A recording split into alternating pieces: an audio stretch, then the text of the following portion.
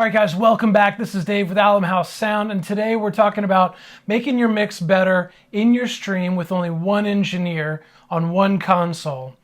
So take a listen to this. This is what my mix sounds like in the house for what I need in my room. And it's because I've got subs, I've got big speakers, I've got live drums. So listen to this. It's going to sound kind of thin, but this is what it sounds like when I just record and push my house mix out to my stream. Unstoppable God, let your glory go on and on. Impossible things in your name, they shall be done. All right, now that's kind of thin, so let's listen to what it sounds like after we go through this video. Here's what the end result sounds like. Unstoppable God, let your glory go on and on. Impossible things in your name, they shall be done. Now that's a huge difference. Before, it's thin, it doesn't have any punch, it doesn't have a whole lot of width. Here afterwards, we've got a lot of fullness and a lot of support that's going to make your stream sound great. Now, how do we do that? We're going to go through step by step. This is a long video, so get ready. I'm going to put some links in the description below so that you can go to the different sections if you need to go back and watch this again. But let's dive in right away.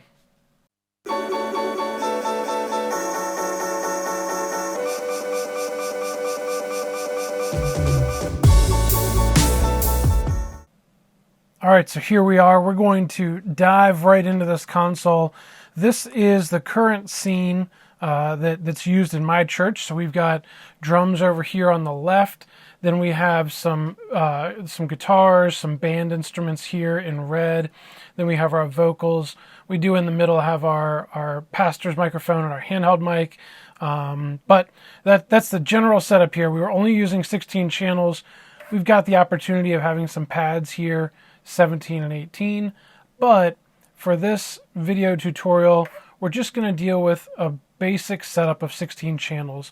If you do have more channels, you can adjust this. If you got room mics and more vocals or more guitars or more drum mics, whatever the case is, you can adjust this however you need to. But for simple purposes here, we're going to use 16 channels, and we're going to set this up for your stream to be successful with one engineer. All right, so as we dive into this DCA section here on the right-hand side will change a little bit. Right now, I'm just running one DCA for pads, a DCA for my PC, which is coming in on one of the auxiliary input layers, so we don't have to get over to that. And then the last two here currently is an instrument reverb and a vocal reverb. So this is just one of my sound engineer's scenes from my church, and this is how he runs his setup. Now we're going to change this to make it be streamable. So the first thing we need to do is look at what our mix buses are doing. If we flip over here to bus 1 through 8, you can't read these, but that's okay. You know where we are on the board. I've got 6 in-ear monitors right here that cover my 2 vocals, my drums, my bass, electric guitar, and keys. That's our normal setup on a Sunday morning. And then we go over and we've got 2 blank ones over here. If I go down to 9 to 16, I have 4 more blank mix buses. And then I have multiple reverbs over here that are preset. One is the vocal reverb. One is the band reverb. You see this white one here is a reverb I have specific to the in-ear monitors, but we're going to change that because when we set this up for stream, they can just use a reverb that we use for the stream, and that should be sufficient. We also have a stereo delay, but this is one of my my more junior engineers, and so he was not yet using delay in his mixes. So all we've got to do is pick a pair, and for this example, I'm going to pick right here 11 and 12. So the first thing I need to do, make sure that you're on version 4.0 for the software. So if we go to Setup and we come over here to Global, we can see version. I'm on 4.02. As long as you're on version 4 something, then you're going to have the capability to do this.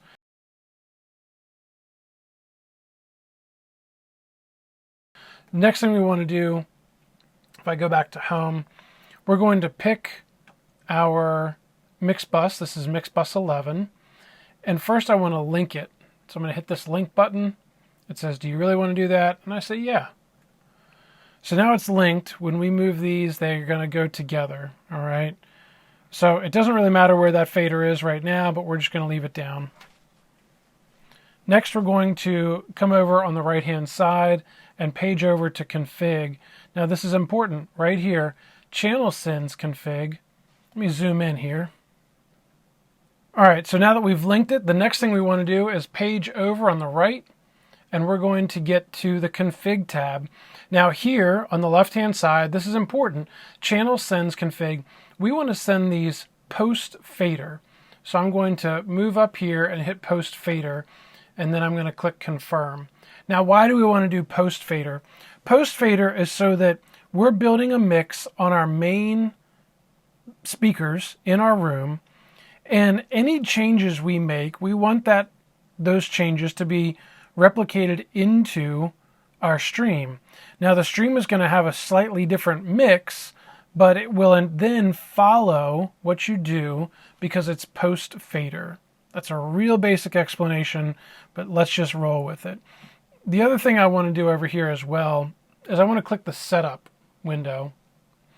And on setup, I'm going to page over to name and icon.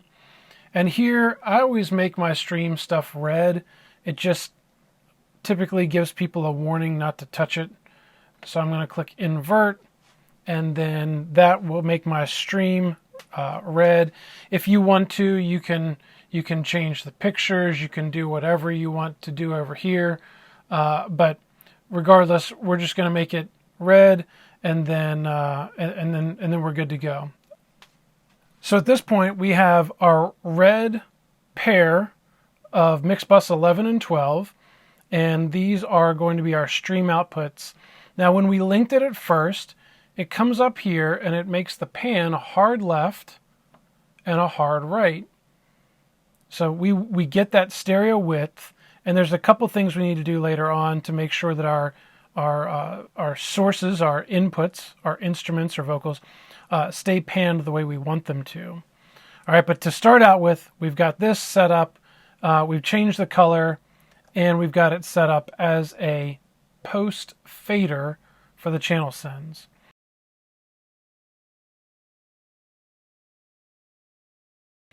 All right, at this point, what we're going to do is we're just going to select one of these and hit sends on fader. Okay, and the easiest thing to do, the base place that we start, is we just bring all of these faders up to 0. Okay, so we're just going to push all of our faders up to 0. Now, in the intro, you heard what this sounds like because this was the first part. If you don't remember, here, I'll play it again for you. Unstoppable God, let your glory go on and on. Impossible things in your name, they shall be done. Okay, now what that's doing is that's taking a copy. This means that 100% of our fader movement will be tracked. So if I click off of sends on fader, this might be what your mix looks like. You have some, maybe a little bit less, let's see here, less bass and drums in the house, right? Maybe you've got a little bit more electric guitar. Maybe your acoustic guitar is brought up some, and your vocals are usually pretty hot, but your drums, you typically don't have any cymbals in your mix. So this might be what the mix actually looks like. And anything that's at 0, this snare drum is at 0, and when we hit sends on fader, we're going to get that full output because everything is at 0 here. Again, kind of hard to explain, but just roll with the concept here. So now we're looking at our mix here for our house, for our main output. And it's going to be a 100% copy of this. But in our stream, we know that we actually need to hear more kick drum and more bass because it's very thin and doesn't have the punch that we want.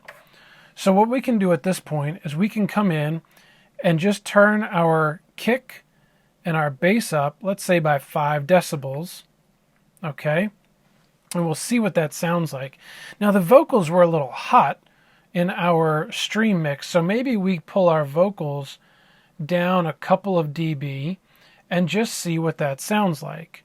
Now this takes a lot of playing and listening and playing and listening, so I really recommend that you do some multi-track recordings to make sure that you've got a good setup to work with and not have to waste time when your band is there.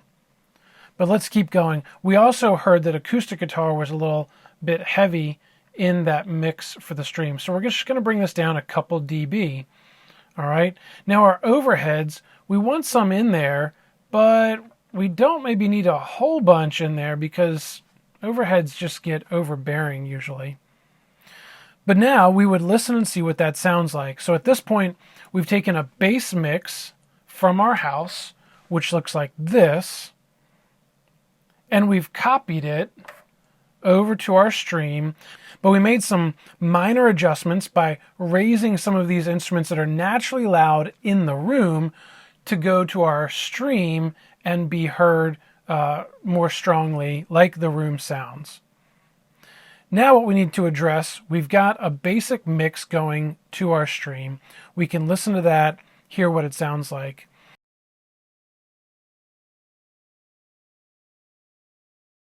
Now our levels are probably a little soft. So the next thing we want to do is add a limiter. Again, we're going to come up to this screen here and I'll zoom back in.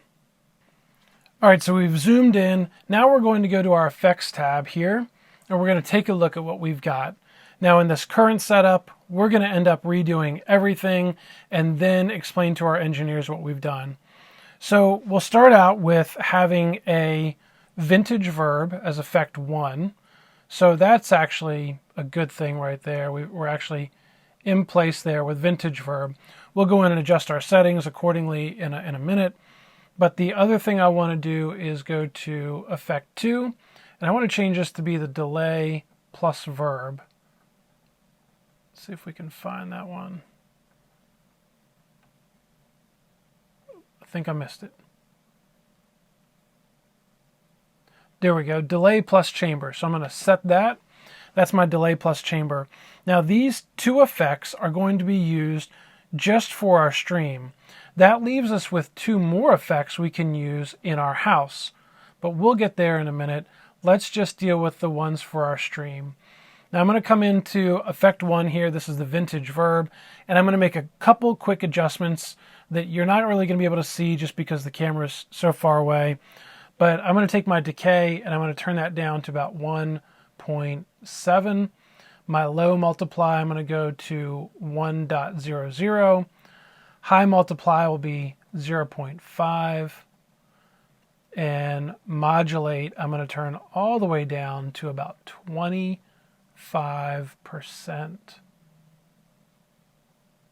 26, closest I can get. All right, and then when I go to the next tab down, pre-delay, I'm going to turn this down to about 35. Low cut is at 132. I'm going to leave that. High cut, I'm going to turn the high cut, it's at 10K. I'll leave that there. And the level, I'm going to make it at 0. We do have vintage selected, which is nice. That's going to make it for a nice warm reverb. If you haven't seen some of my explanation about this, go check out my other video about the best reverb to use in this console. To me, is this one vintage reverb. But let's keep moving. All right, effect 2 is my delay and chamber.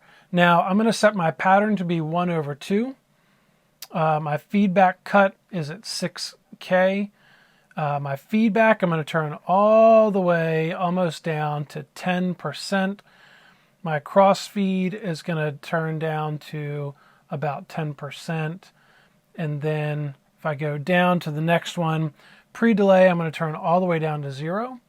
My decay, I'm going to set to 1.7. My size, I'm going to turn that to about 20%. 24 is good. And we'll leave the rest of the stuff alone. So that gives us now a reverb and a delay, but that delay has reverb attached to it as well. We're only going to use these on our stream. How in the world do we do this? We're going to zoom down to the buses next. All right, so we're going to look at this section here, these buses. Again, we are on bus 9 through 16, which is where we can work with our effects racks here, the input side of the effects rack. Let me hit the sends on fader button and get rid of that. So right here we have our stream, left and right. And then here we've got our room reverb. Now we're going to use this room reverb for all of our instruments. We've got the luxury with 2 others that we can split up and use on other things, but for right now, to keep it simple, we're just going to use this one room reverb for everything. So what we would want to do is go through and listen to this, but maybe we add some kick in there, we've got some snare, some overheads. We want to have everything go into the stream on some level, because they're not going to sound like they're in a room unless you build this room for them. Okay, so what I'm doing is I'm bringing up all of my instruments to a certain level, a certain degree. I'm kind of guessing. Let's just put kick and bass here at 0. We'll add snare at 0. We'll bring our toms just below at -5. Overheads as well at -5. Our electric guitar we'll put that at 0. Electric 2 at 0. Acoustic at 0. Keys at 0. Now my Pastor, my handheld mic are considerably lower. You can see that. And you just have to adjust this to taste and play with it and see what it sounds like. You still want them to sound like they're in a room, but you don't want it to be boomy and echoey and all that stuff. Vocals, I'm going to leave my vocals at -5 for all 3 of them and just roll with that for right now. Now on my delay, I can just click this sends on fader button, select this other reverb there. And now this delay, I only need for a couple things. I'm going to use it for vocals mostly, but I want my electric guitars to be in there some as well. It'll help to thicken up the sound, and we'll just, again, play with it and see what it sounds like.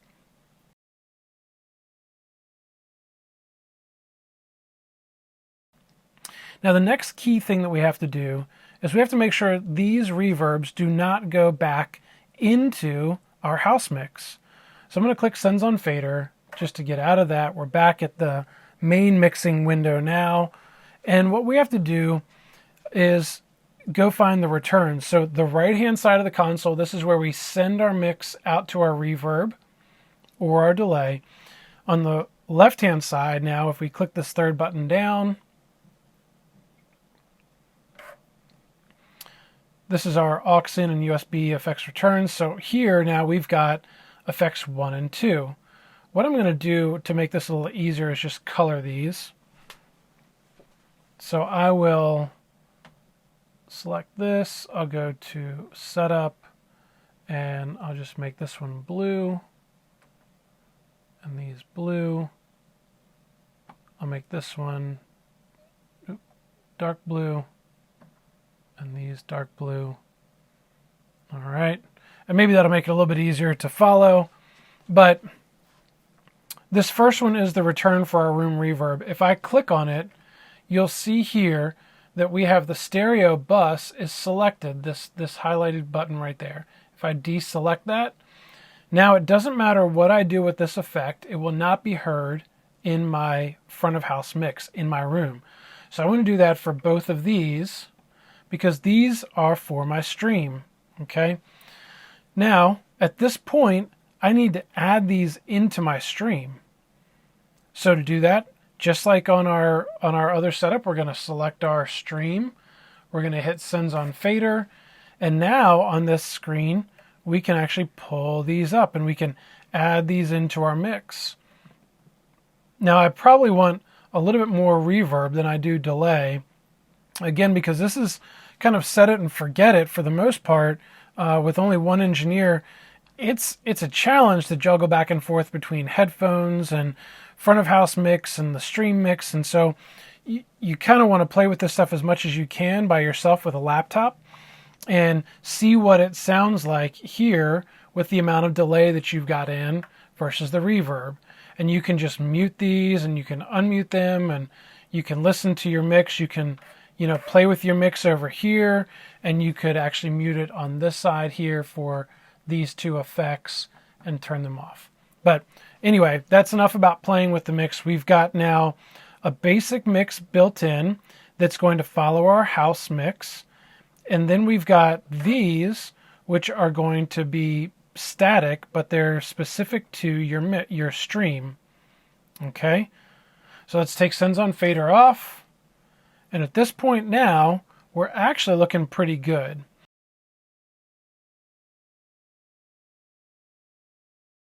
Now the next thing that I hear a lot of people ask about is your volume is too low. So the good thing about working with a stream mix as an AUX bus here, or a MixBus, we have the ability to work with EQing and compression and even some other effects like a limiter.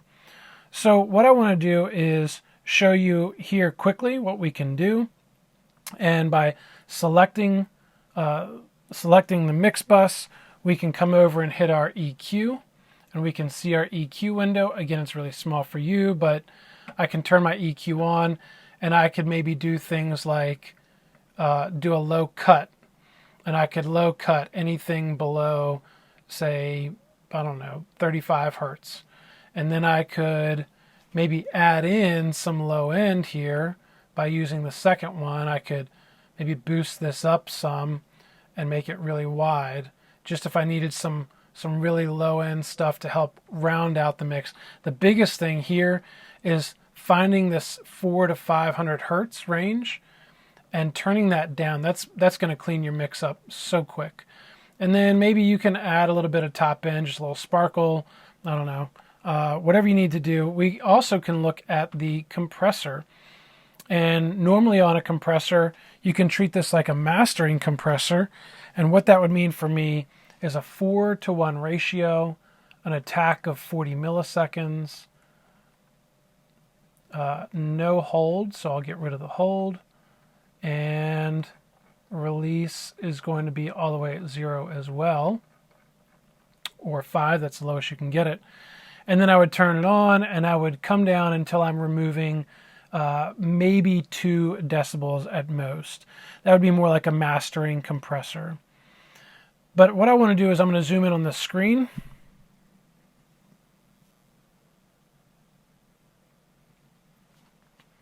All right, so we're back to the screen here. And what I want to do is go back over to my config tab, my home tab. And here we've got these buttons down here that allow us to do different things. Here's some quick things to note. We're going to use a limiter, and we want that limiter to not be at the beginning of the chain, but at the end of the chain. So I'm going to go from pre to post. You see that jump there? Then we've got our EQ and our compressor. What I want to have happen is this compressor is going to come after the EQ. You could change it this way so it compresses then EQs. It's whatever you like. Honestly, it doesn't make a big difference. The compressor will change. The compressor will change the tone slightly. This compressor will, that's built in. Usually it will add a little bit more upper mids, and so maybe the EQ afterwards is a smart move before you hit the limiter. But regardless, I'm going to move it back to where it was. So I EQ, then I compress, and then I'll be able to hit a limiter. So we're there, which is good. Now we need to add the limiter. So what I'm going to do is go ahead and hit Effects. And I'll go back to our Effects home screen. And I'm going to come down and use Effects Rack 8 to put our precision limiter on. So I'm going to scroll through, find precision limiter, I'm going to set it, and then I'm going to hit edit. Now here, the real basics is I'm going to go output gain to -1. Squeeze, I've found that I like about 50% squeeze. The knee I set to 2. My attack is all the way down, and my release is about 500 milliseconds. And at that point, what I'm going to do is I'm going to build my mix. I'm going to be listening to my mix, and then I'm going to turn this input gain up. Usually you're going to get about 4 to 8 dB. If you're getting more than 8 dB, you need to go back and watch my video about gain setting, gain structure. I can post it up here, right there, and I'll also put it in the description below. You can go watch that later, but none of this stuff works well if your gain's not set properly. So in an ideal world, my mix that I did, I had this going up 5 dB, and then it was limiting, and it still sounded full, and it was good.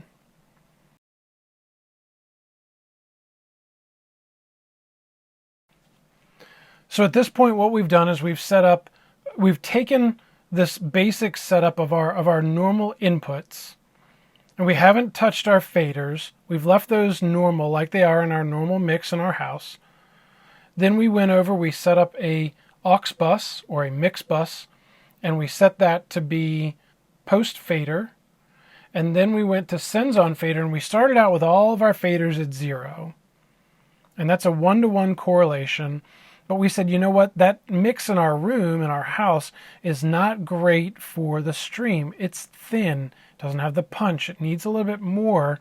So we came in and we made some small adjustments by raising the things that we needed or lowering the things that we had too much of.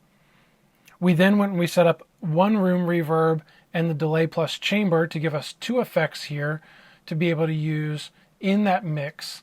Now we went over and we went to those 2 effects here. We selected them. Sorry, I got sends on fader. I'm getting all excited here. We select that effect and we make sure that the stereo bus button is not lit up.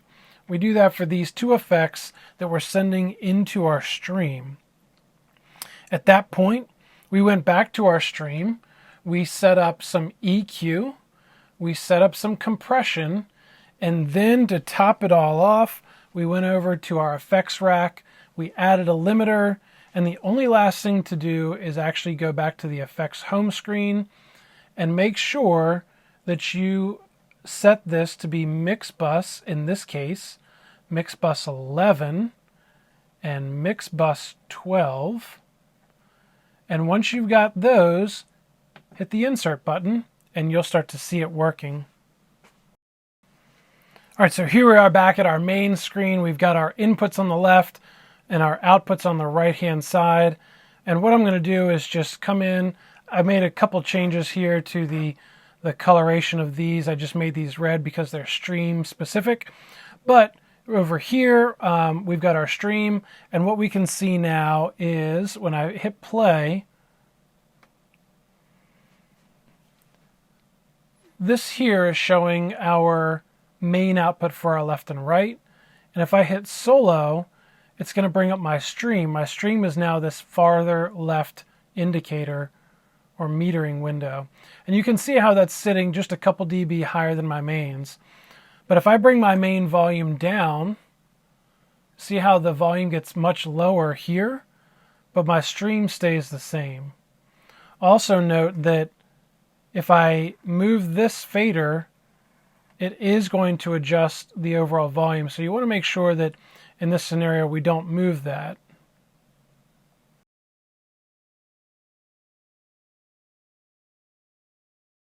Now the next thing that we need to do is we want to make sure that all of our inputs follow the panning that we've done in the room, if that's what you want. The easiest place to start is by doing the panning that we do in the room. As an example, my acoustic guitar left is panned a little to the left. My acoustic guitar right is panned hard right. Also, my overheads have a hard left and a hard right pan.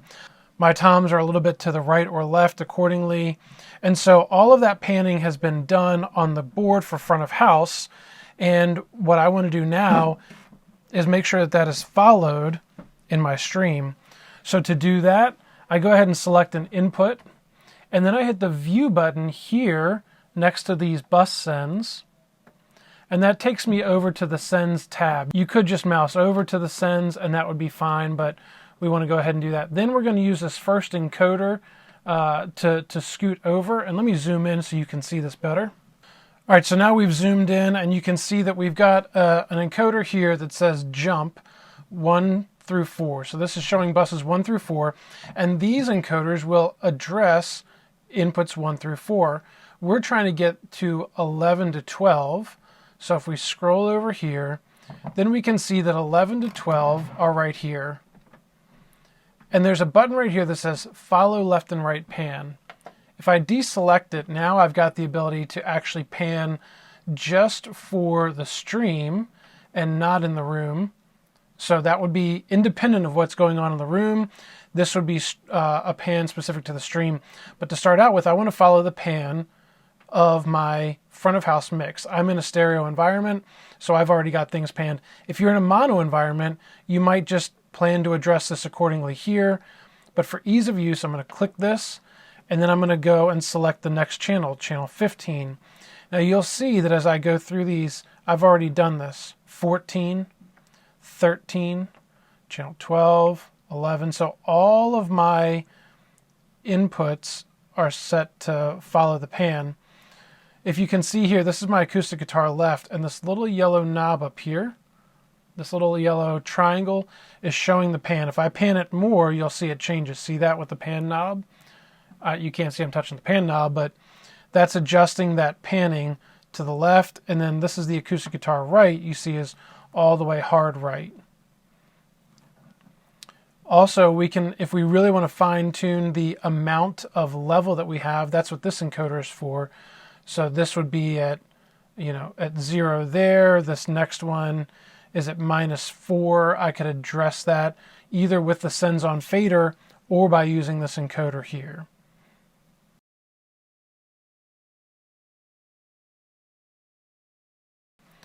All right, a couple last things to do here is we're going to go ahead and set up, you see I've got these blinking buttons down here in my assignable section. These are my tap tempos for my delays. So if you remember, I've got a room reverb, then I have a delay with chamber for my stream. Those are both specific to the stream. Then I have another reverb and a delay, and those are for my room. So this button number 6 I've set up for the tap tempo on my stream, and then button 8 is set up for the tap tempo on my room. To do that, all you have to do is hit the view button that's down here next to the assignable section. This screen pops up, and we are on, you see here, set A, B, or C. We're on set A, and so we just have to page over to set A, and this is where you can scroll down, choose your encoders, which are the actual knobs, or your buttons, which are labeled. And so I actually set all of my stuff to not assigned unless I'm using it. I don't want there to be a chance that I hit something or hit the console or twist a button and something happens. So I just set these to all not assigned, except for, you'll see here, button 6 is this button. It's set to effects number 2 parameters, and then I've assigned it to my time. Once I've done that, I can move on, and I can go down to number 7, and then number 8. Number 8 is also for effects 4 this time, but it's also set to time. And that way I can just tap these, and that will adjust my time to go with the tempo of the song. Once I'm done with that, all I do is hit view, and I go back to the screen I was on, and we're set up for those tap tempos now. So with all of these settings set, you should be good to go. I'm going to come over and hit view on my scenes. I'm going to save my scenes. So I'll do save, and then I'll confirm, and that's good. Let's back this thing back out.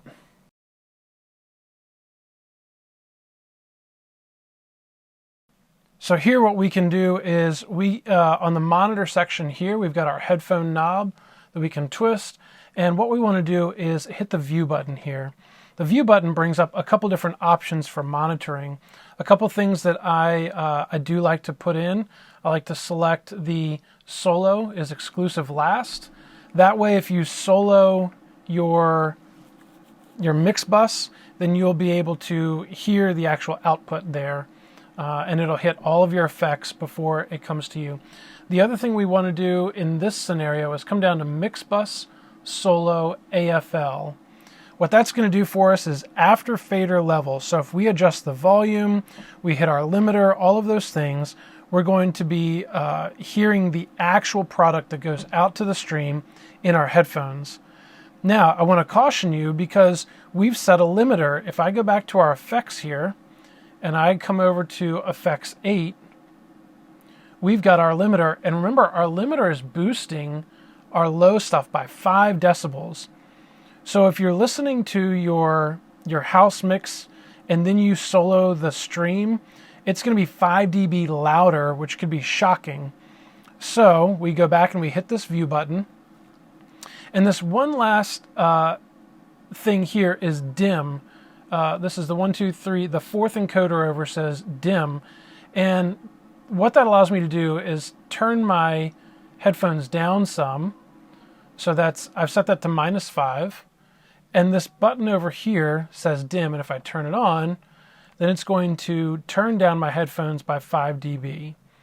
That just makes it easy to jump between my house mix if I'm soloing something in my headphones for the house mix, and then I hit the dim button and I solo my stream, then I can not be blown out of the water, but I can hear a pretty accurate reflection. All right, well, I hope this video has been helpful. Hey, if you found out some great information here that's going to help you with your stream, give it a thumbs up.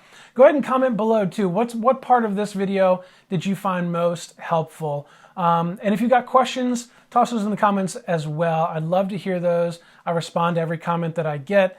And anyway, hope this has been helpful. We'll catch you guys in the next one. Peace.